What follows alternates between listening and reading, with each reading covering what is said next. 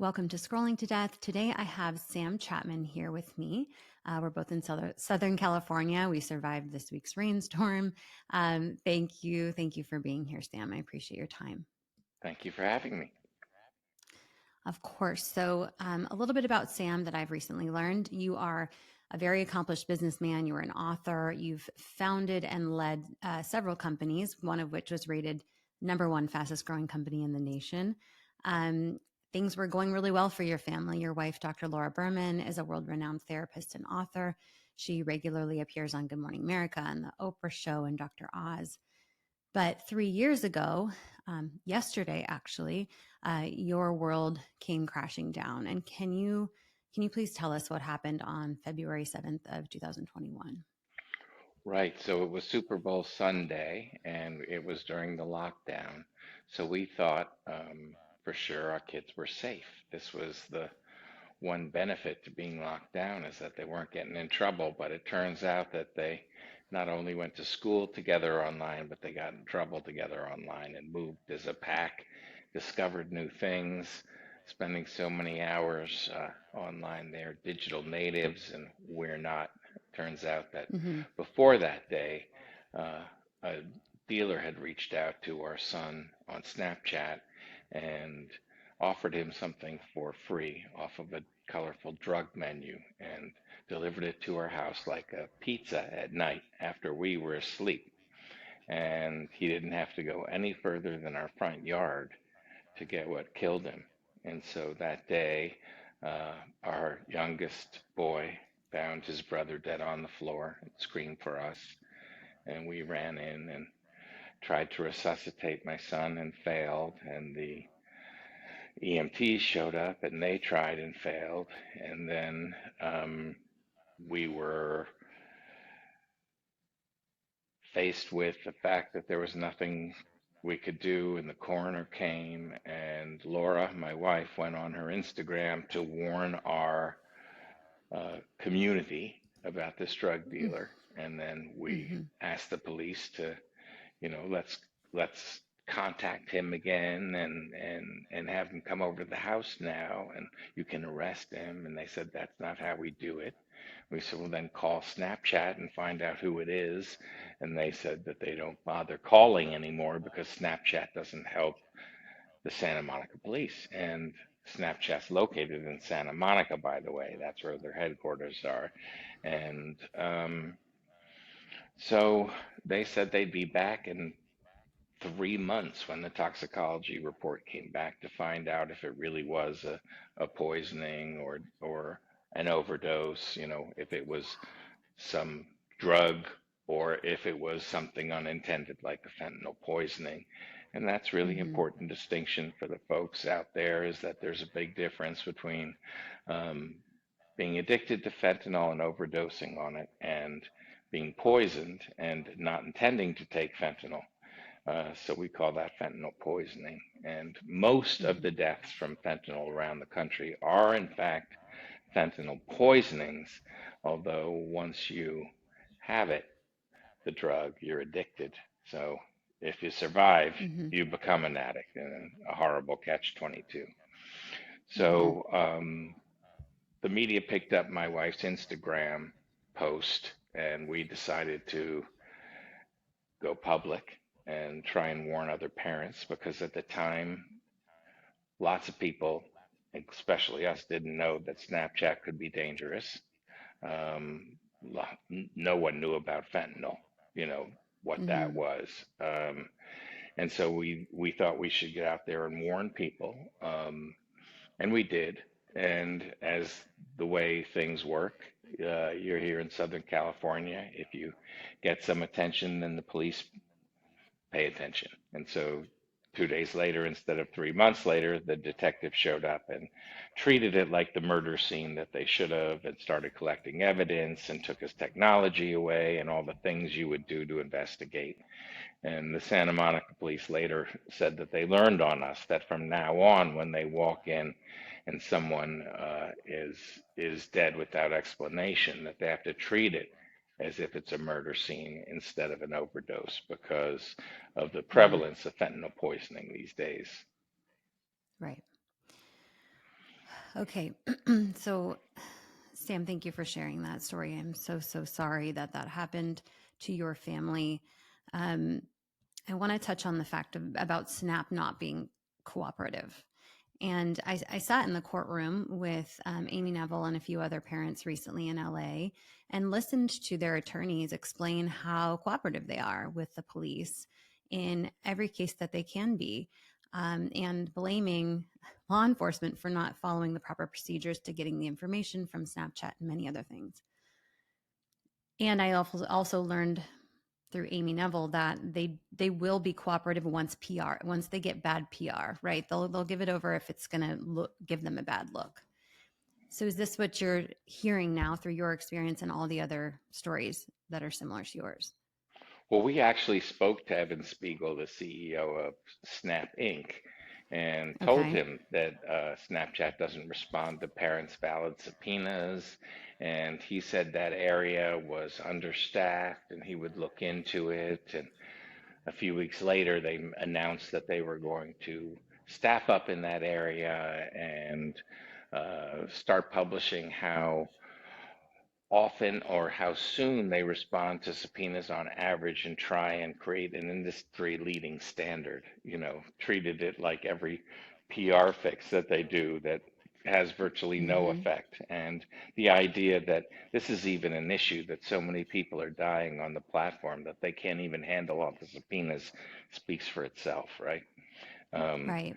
so I'm part of this lawsuit, and the reason that we Mm-hmm. are succeeding in the lawsuit to survive the Mm-hmm. motion to dismiss and the hearing you're describing, where the judge said that he thought our allegations were well researched and until further Yep. notice had to assume they are true, is that we're taking Yep. a product liability approach. If you're above a Mm-hmm. certain number of users under California law, you are a product, and they Mm-hmm. have a faulty product.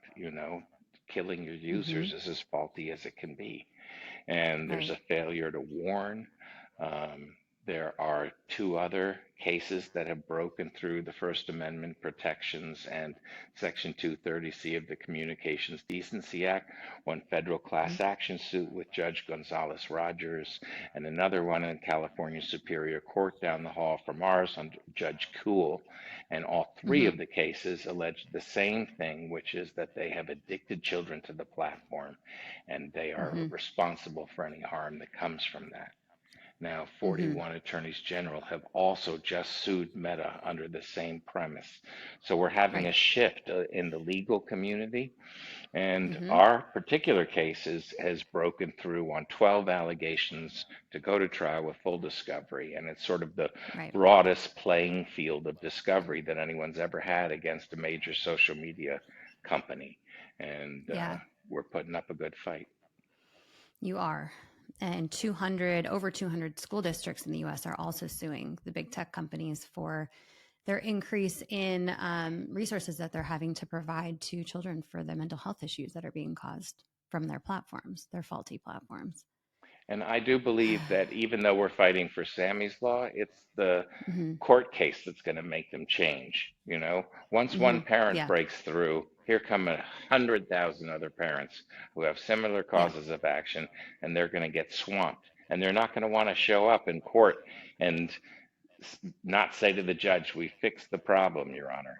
They're going to Mm-hmm. have to fix it that day.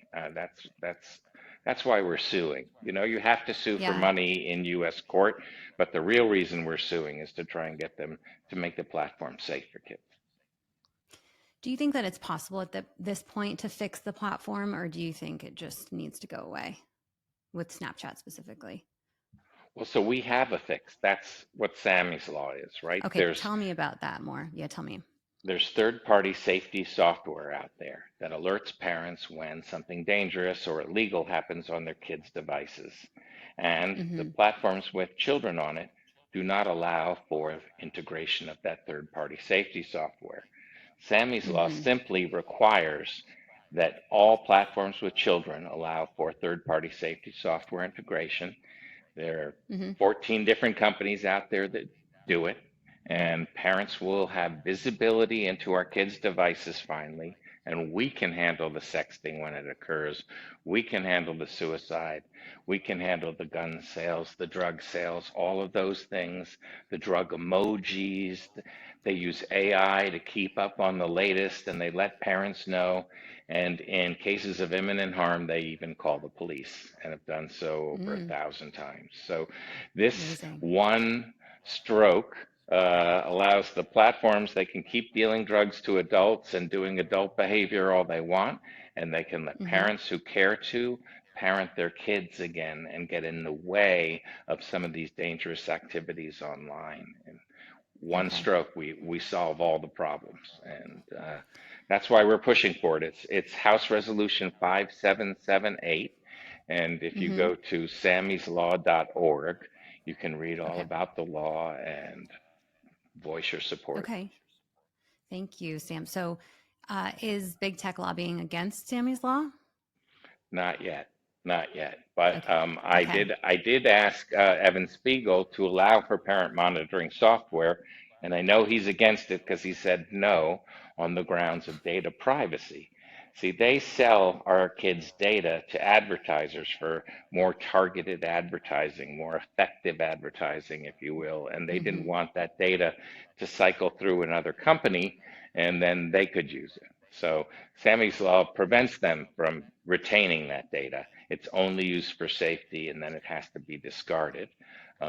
It also takes care of the concern that LGBTQ kids will be outed. That's not part of the search terms.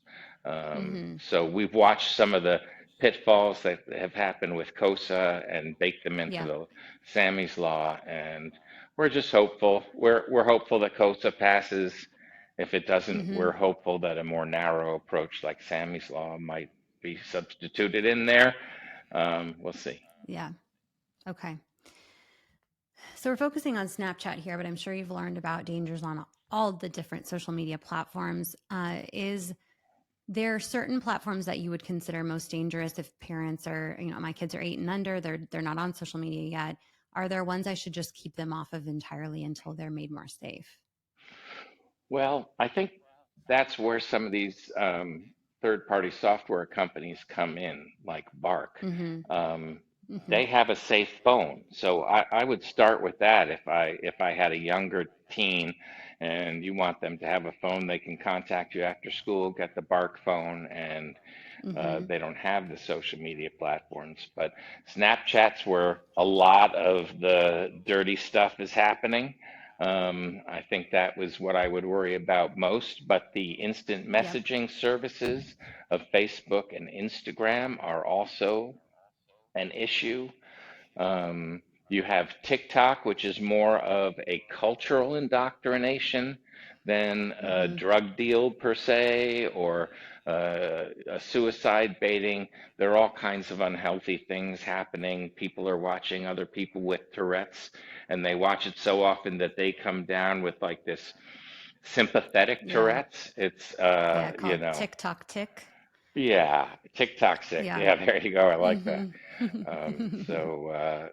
I would say that there are a lot of problems, and the gaming platforms are not to be ignored. You know, that's where the grooming is easiest. Your kids are Yep. playing with someone they can't see. They're just another emoji, just like on Snap. But unlike Mm-hmm. Snap, they're gaming together. They're buddies. They're in the cockpit together. You know, they Mm-hmm. may Yeah. hang out for 2 months together before the pedophile sets the hook. So Right. we need the Yeah. third party safety software on the gaming platforms like Discord as well. And Discord does not allow for integration. Mm-hmm.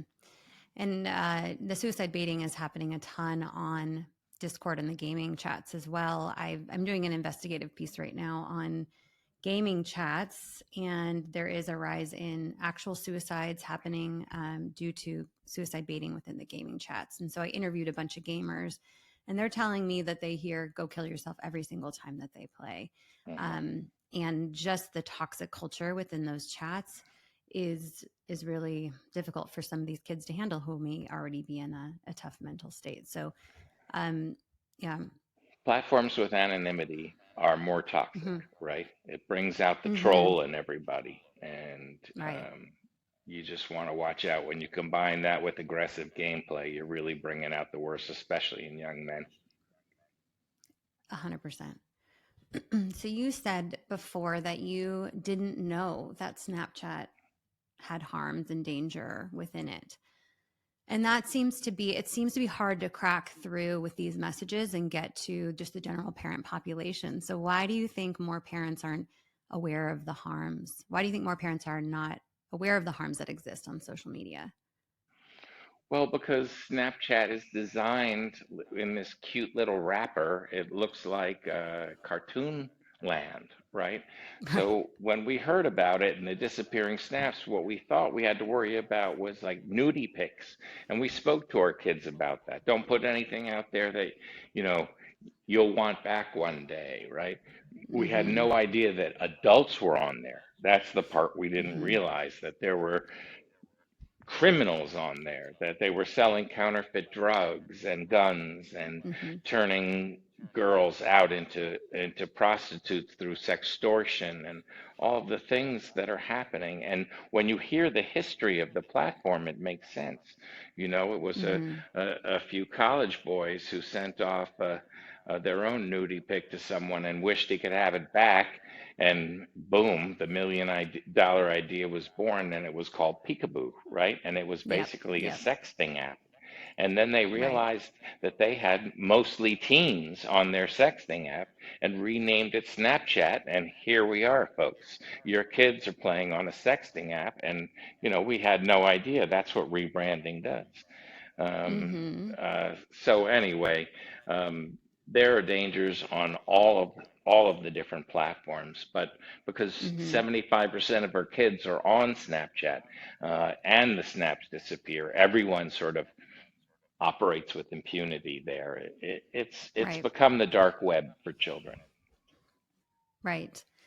And so you're right on when you call, Snapchat's in this cute little wrapper. And um, I'm sure you saw Snapchat's new ad campaign, less social media, more Snapchat. What are your, and the graphic that it sits on, which is just that goofy, fun, lighthearted little messaging. So what do you think about this new ad campaign that they put out? Well, I don't know if you saw the ad campaign that was put out to mock it, but Yes. yeah, a lot of us parents, myself and my son included, are part of that. And I think it's gaslighting. I think that, you know, it's one of those don't believe your lying eyes, believe what we say moments. Uh, Mm-hmm. you know, the idea that they don't want to be considered social media, um, I, I get why. And the idea that they think they can change the way we think like that is cynical. I agree. And it's just such an obvious and blatant PR stunt to try to negate all of this bad PR and the lawsuits in the federal investigation. It's all they have. And All they are is communication and PR. They don't even make money. mm-hmm. You know, the only money Snap Inc. has ever made is on interest income from money they raised on Wall Street. Zero operating income the entire time Spiegel's been running this business. I don't know how they have a stock price that's up there. I sort of laugh. Their stock price got whacked by 1/3 last night because I saw that. they are worried about their ad revenue, and it couldn't happen to a nicer guy. When they cut 10% of their workforce globally as well, I think this week. I mean, they had to find the money somehow to advertise at the Grammys and the Super Bowl. Yeah, and change opinion. Right, right. Oh God. Don't be Okay. fooled, folks. Don't be fooled. It's a social media platform where your kids think they can do anything they want, and until further notice, they are. Mm-hmm. You have one other son or two? Two other boys, Jackson and Ethan. How do they feel about Snapchat? They're still younger, I assume. Well, one is 18 and the other's 27. So I don't think the Okay. 27-year-old's doing that anymore, but the 18-year-old is. But the older they get, Mm-hmm. the less they do that sort of thing. Um, Mm-hmm. and they migrate over to other platforms as they get older. But Mm-hmm. the other two boys are scared to death of drugs and have learned the lesson of their brother's death and are leading uh, different lives that would not put them at risk like he was. Right. It's just devastating that it had to have that happen in order for them to just be more careful around drugs. And was it Amy Neville? I asked her what percentage of illegal drugs that kids are purchasing like this have fentanyl in them, and she said 100%. Yeah, well, that's not the only problem. Mm-hmm. 75% of the drugs that the DEA picked up that were fentanyl had xylazine in it, which is also known as tranq, which is a horse tranquilizer and is necrotic. And there is no cure, there is no Narcan for it. And Oh, people are showing up in the ER with patches of dead skin, and amputations are the only cure. And our drug supply is truly being poisoned. right. And the addictiveness too. I think that Alexander Neville was had only been trying it for less than a week, and he was feeling very addicted to That's right. what he Immediately thought was addictive. oxy. Stronger Right. than heroin, immediately addictive. And the head of the DEA says that fentanyl is the cheapest, deadliest, easiest to hide, and Mm, um, substance that they've ever encountered. And so mm-hmm. that makes this crisis bigger. It's also the most Yeah. profitable, and Chapitos are making billions and billions of dollars, which are flowing over the Mexican government and keeping this whole thing going. On the Mm-hmm. other side of the border, entering the United States, there are 9 ports of entry, 9 crossings that are legal, if you will, and the cartels control 5 of the 9. There are only 4 crossings you can come through where you don't have to pay a cartel person to get through. And Wow. we have truly lost control of that section of our country. And Mm-hmm. they're having a big fight about it now in Congress and in the White House. And I hope they come up with some solutions because we need to stop the flow of fentanyl. Most of it comes over the southern border. And even the Mm-hmm. one some's coming over from migrants, some's coming over from even Americans who are doing this. But one of the reasons is because the agents at the border are making sandwiches and processing migrants. They're not interdicting drugs the way they should be or stopping Mm-hmm. the flow the way they used to be. So the whole thing Mm-hmm. is just wide open, and we're up over 10 million new folks into this country that we don't truly know who they are. Right. And so parents with, here in the US with children, what do we need to be telling our kids about this issue? Well, there are a couple things. The first is no drugs that aren't in a bottle with your name on it from your doctor. It's that simple. Right. Um, Right.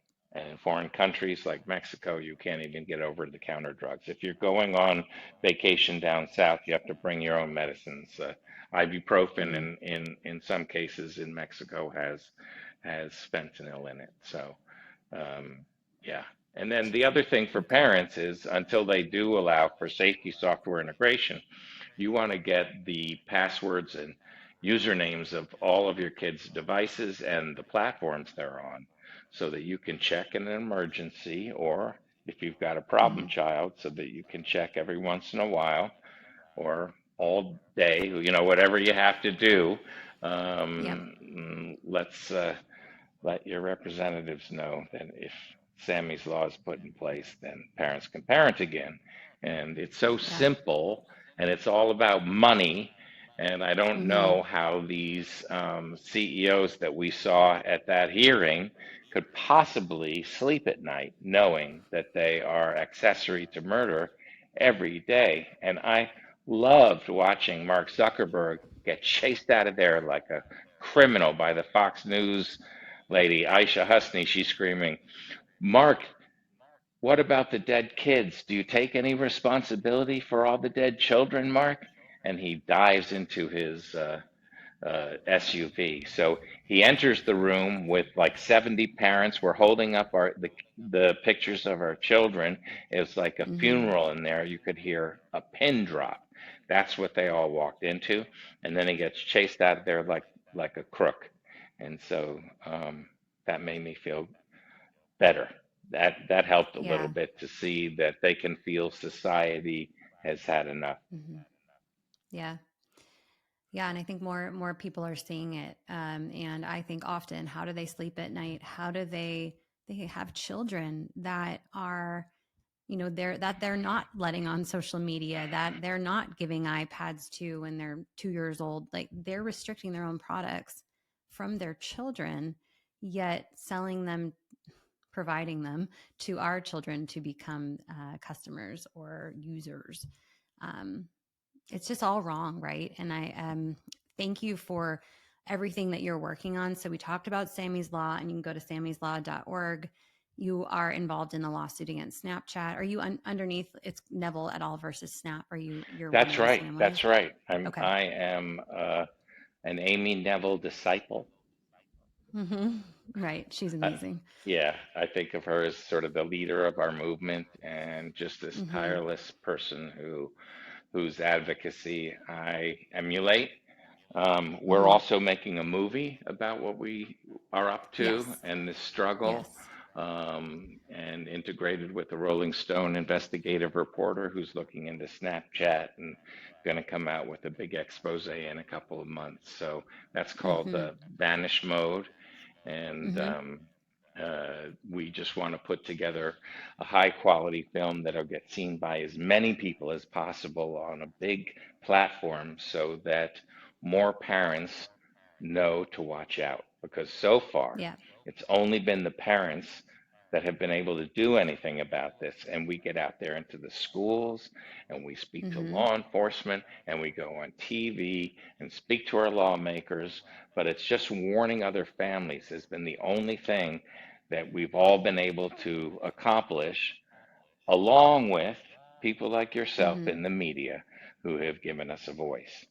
Because Mm-hmm. I do believe the conversation's been elevated effectively Mm-hmm. by the parents mostly, and hopefully we'll get to the point where either the social media companies feel the heat and change, or Yep. the lawmakers make a change.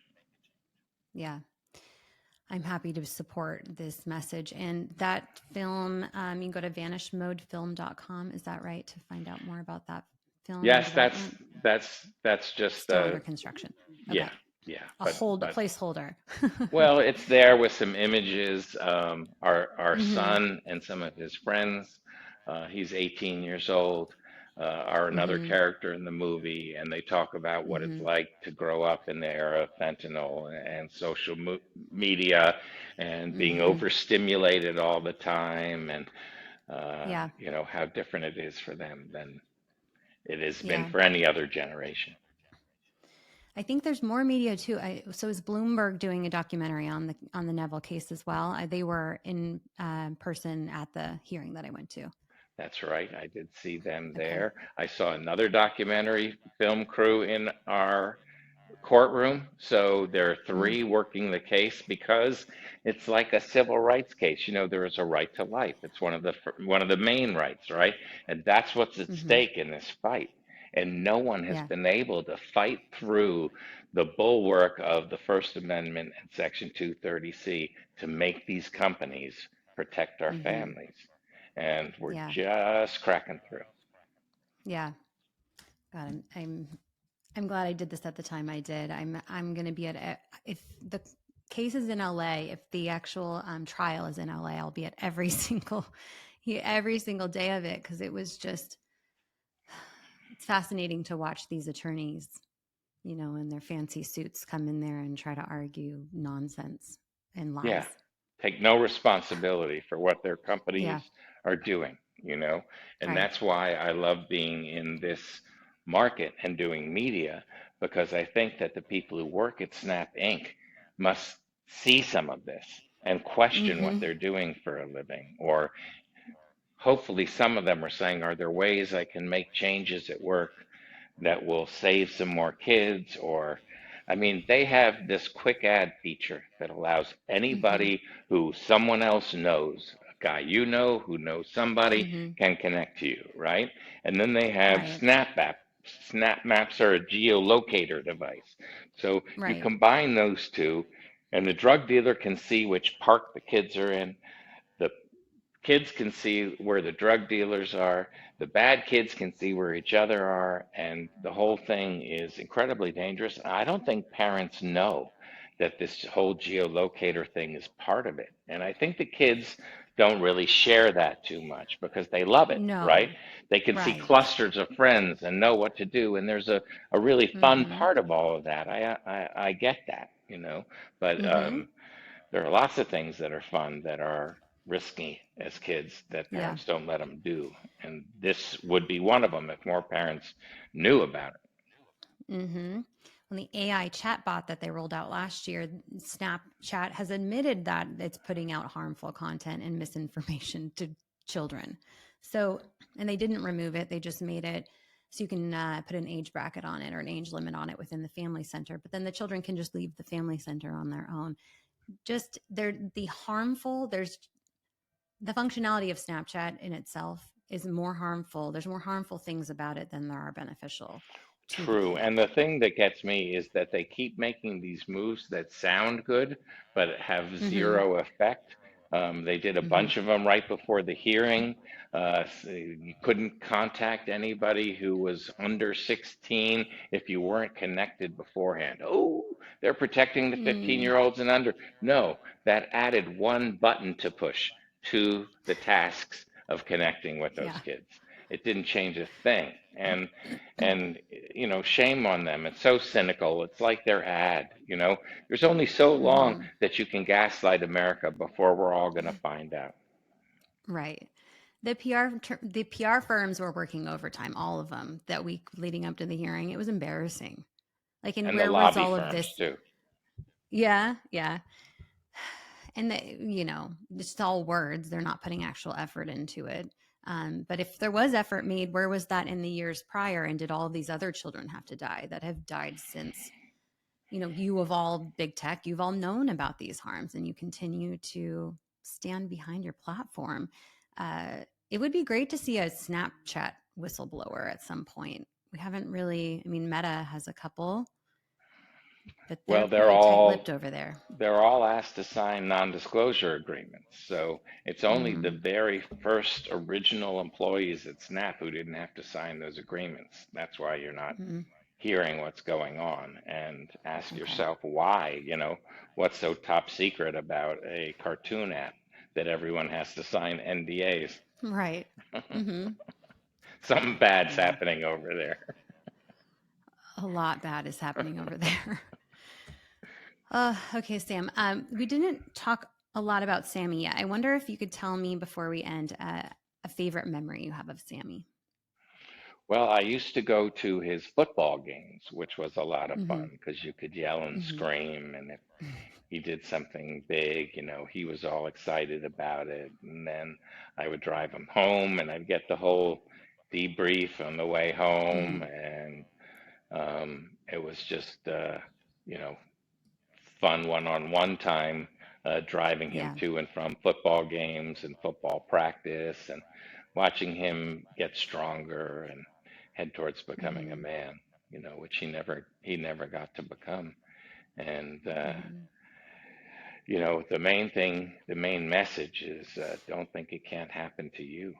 You know, you'd be amazed at the other parents to whom this has happened, and how normal and like you, whoever you are out there, they are, because this is happening to all kinds of people. It's not like cocaine was, right? Very expensive. This is small Mm-hmm. and cheap and deadly, and all the way up and down society, people are getting poisoned with it. And Mm-hmm. so we all have it in common.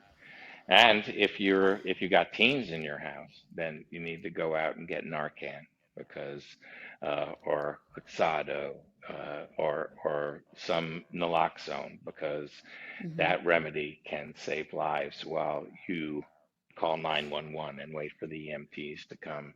And if something happens and there's an opioid overdose and you do use Narcan or one of the other remedies, you still need to go Mm-hmm. to the hospital because it Mm-hmm. can wear off. You need to get the person in an ambulance because the ambulance will have more Narcan if it's needed and know when it needs to be given. So it's not a panacea. It's the beginning of saving a life, and then you need professionals to take over. Okay. And do you get that from just a pharmacy, Narcan? Well, nicely, yes, it's over the counter now. So Narcan is over the Okay. counter, and Okay. if you don't see it right away, just ask for it. It's not at the pharmacy anymore only. It's available next to the antiperspirant. Okay. Maybe they'll start adding it to first aid kits Well, at this point. and on airplanes and auditoriums and rock concerts, anywhere where there are a lot of people, or you might have an EpiPen or a defibrillator. Uh, Mm-hmm. Fentanyl poisoning is the leading cause of death in the United States for adults 18 to 45. So you can't be too careful. No. These remedies are available. They're relative to losing a life. They're cheap, and Mm-hmm. especially places where people are congregating. Whoever's in charge of those places, school nurses, camps, all ought to have Mm-hmm. some Narcan handy. Okay.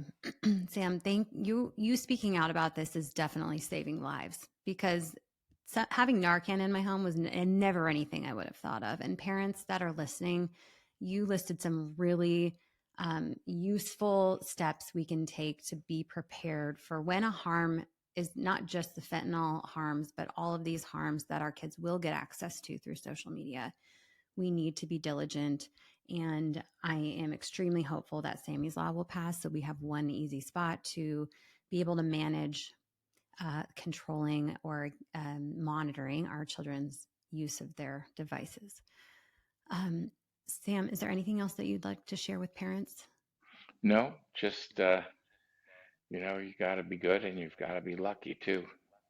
We were unlucky, and if this happens to you, try not to blame yourself. You just go on living for the others and hopefully find some purpose like we have. We're trying to make sense of Sammy's death by warning other parents and hoping they don't have to go through what we did. Okay. Sam, thank you again for sharing your story with listeners of Scrolling to Death. I believe so strongly that parents everywhere need to hear these stories. It's going to be the first step, I think, in shifting our thinking to be more protective and more proactive rather than having to be reactive when online harms reach our child. So thank you everyone for listening. And again, Sam, thank you for being here today. Thank you.